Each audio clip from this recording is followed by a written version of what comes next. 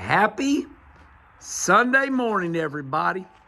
As the Raging Cajun, the cook over there on Instagram would say, what we talk about today.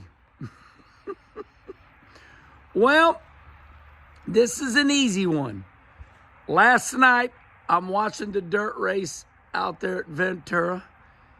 Corey Day won. Kyle Larson got spun out getting into turn one. About 53 laps to go is what I remember. And all of a sudden, people just like to be mean to me, which is fine. It's kind of a sport nowadays. I'm convinced that people that are depressed, they just get on their phone and they go, I'm gonna go over to Wallace's account and just say something mean. So this man out of nowhere brings up a good subject. He says, Herman, NASCAR is dying. He said, I have a Diecast souvenir store, and I was very depressed that on, I guess, Black Friday, whatever it was yesterday. Well, that would have been 2 days ago, right? Friday.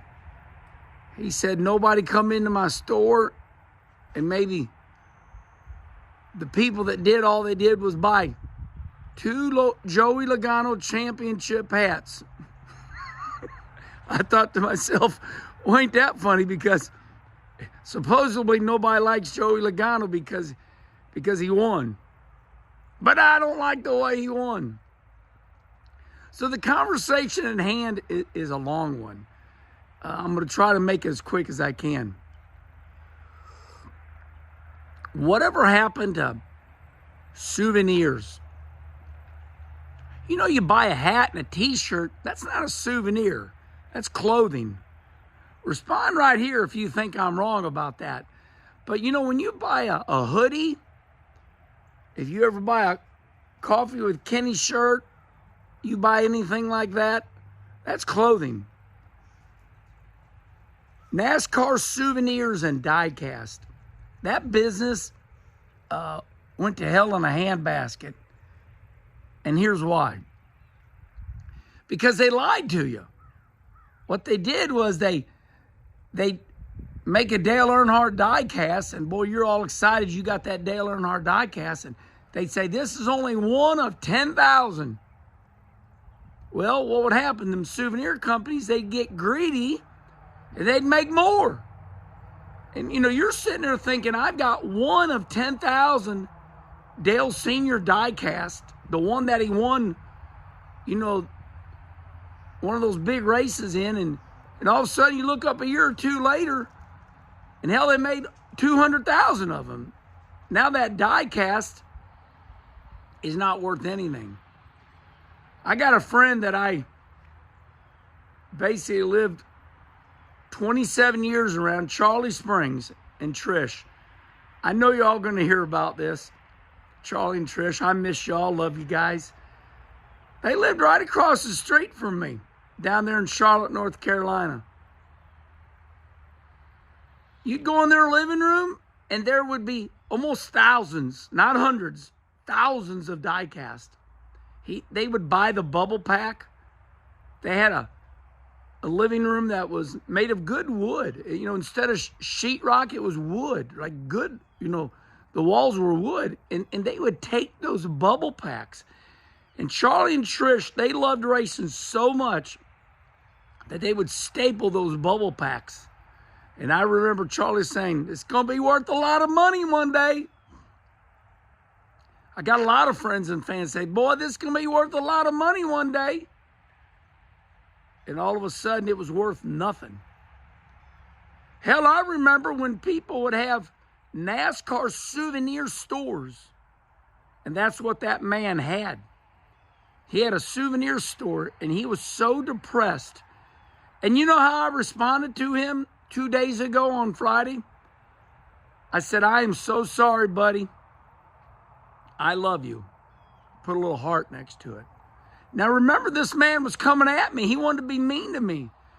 He said, Herman, NASCAR is dying. I have a diecast store and, souvenir store, all the trinkets, all the gadgetry NASCAR and sports had to sell.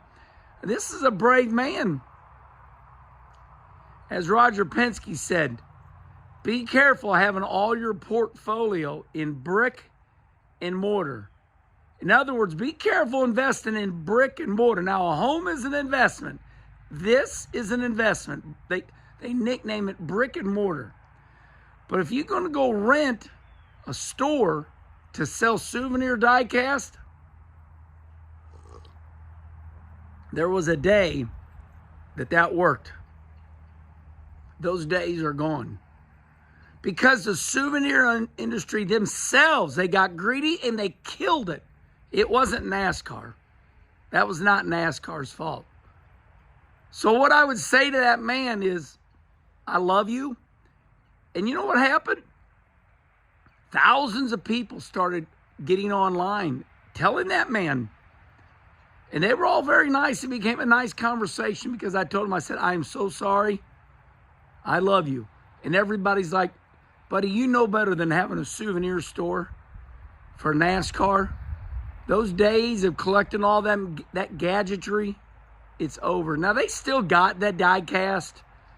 We're specifically talking about diecast right here and all the gadgetry and all the little people, the little pit stop people. But, respond right here. You know what's funny? I just told somebody this the other night. As people get older, they start getting rid of their collection. And they want to send it to me. Well, you know what? I'm older now. And I don't collect nothing. I don't want anything. Don't send me anything. I have 3 girls, and they don't want none of it. It was a sad day when I told Kim, Kim, the girls don't want any of our junk. Be careful thinking what you got is going to be valuable and somebody's going to want it. I told somebody in that conversation yesterday, I said, I'm getting of age now too, and I don't want to collect nothing. I don't want nothing. All I want is a family, a home, and I want to run my dirt car and do these videos and give speeches and go on vacations. I don't want to collect anything.